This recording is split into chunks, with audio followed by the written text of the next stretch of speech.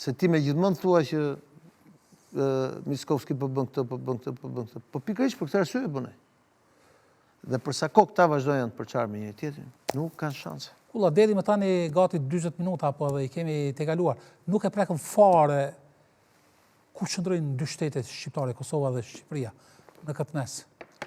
Sepse edhe aty kemi pas një përplasje. Dhe këtë e dim. Dhe mos më thuaj që është konspiracion.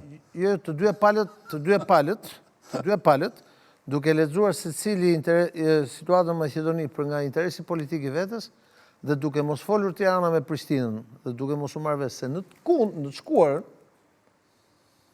kur ishte Fatos Nano, dhe kur erdhi Sali Berisha, Tirana dhe Prishtina ndoshta nuk e se shkonin ndaq mirë me njëri tjetrin, po për gjërat e mëdha merreshin vesh. Të kujtohet ty në kohën e para 20 viteve që u krijuai forumi i bashkëpunimit tre palësh Tetov, Prishtinë, Tiranë. Po Arbër Xhaferi me Ali Ahmedin merreshin vesh për gjërat e mëdha. Kam qenë tavoliun me Arbërin dhe me Aliun. Disa herë, jo një herë. Po dhe ashimi me Rrugovën merreshin vesh edhe me Ramushin. Për gjërat që kishin bënë më. Idem Fatos Nano me Sali Berishën. Tani jemi në situatë komplet ndryshe, se cili nga ata e shef situatën në Shkup ose në Tetov, në varësi të interesit vetë politik, të ditës ose të partisë që ka. Dhe jemi këtu ku jemi. Pra, përçarja atje është edhe një përçarje më e gjerë shqiptarëve që e shohin gjërat me modalitet. Albini e shef gjë në funksion të situatës Kosovë, Rama e shef në funksion të situatës vetë në rajon, po edhe situatës Shqipëri, ndonse duhet të them që në këtë situatë, në këtë betejë, Rama ka qenë më i ftohtë se rradhe, më i barazlarguar. Por prap efekti është ky që është.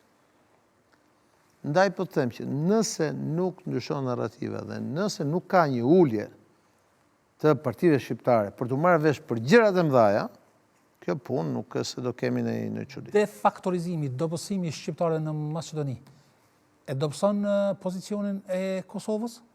Po, edhe të Kosovës dhe Shqipërisë dobëson, po sigurisht po. Kosovën duke pas parasysh edhe rrethonat në të cilat kalon. Po sigurisht më të dyja palët i dobëson.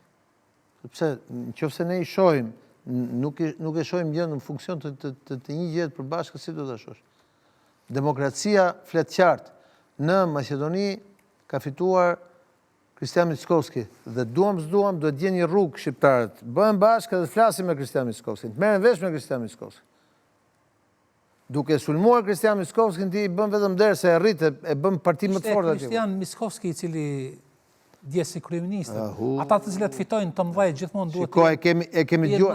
Të lutem se shikoje deklaratën. Të lutem e kam parë unë deklaratën e Mickovskit dhe kam parë deklaratat e këtyre unë gjatë gjithë fushatës. Dhe i thoja, nuk kam ndërhyrë, nuk kam komentuar pikërisht për këtë arsye, sepse çdo deklaratë e fortë, çdo fushatë e fortë, çdo lloj banaliteti thënë gjatë fushatës, vetëm e ndihmonte atë. Sepse ai nuk ka çfarë t'i thotë vetëve. Një vit ka në pushtet, as i ka dhënë vende pune, as i ka rregulluar ekonominë, e vetmja gjë që mund t'i bënte ishte fushata nacionaliste. Retorika anti-BDI. Dhe fushata nacionaliste ja ushqyen këta, duke mos e kuptuar që ishte kurthi ndaj tyre. Në rregull gjatë fushatës, por pas rezultatet të fushatës prapë, se ke pas 2 javësh ke zgjedhjet e tjera.